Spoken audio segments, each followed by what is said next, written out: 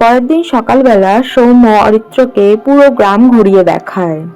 বাবু, আপনার গ্রাম কেমন লাগলো? আমার তো গ্রাম খুব ভালো লেগেছে। গ্রামের প্রকৃতি কত শান্ত, কি সুন্দর, চারিদিকে সবুজ গাছপালায় ঘেরা। খুব সুন্দর লেগেছে গ্রাম আমার। আচ্ছা বাবু, আপনি কখনো মাঠের কাজ করেছেন? আরে তুমি পাগল হলে নাকি? আমি শহরে থাকি, আমি মাঠের কাজ করব কি করে?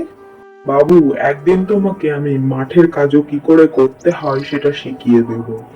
আচ্ছা চলো এখন বাড়ি যাই, অনেক বেলা হলো, মাসির দিকে চিন্তা করবে, তুমিও ঘরে যাও। শোনো সৌম্য, আমি কাল শহরে চলে যাচ্ছি। গ্রামে এসে তোমার মতন এত ভালো একটা বন্ধু পাবো আমি কখনোই ভাবতে পারিনি। তোমার কাছ থেকে আমি অনেক কিছু শিখেছি। শেষ জীবন পর্যন্ত তোমার কথাগুলো আমি মনে রাখবো।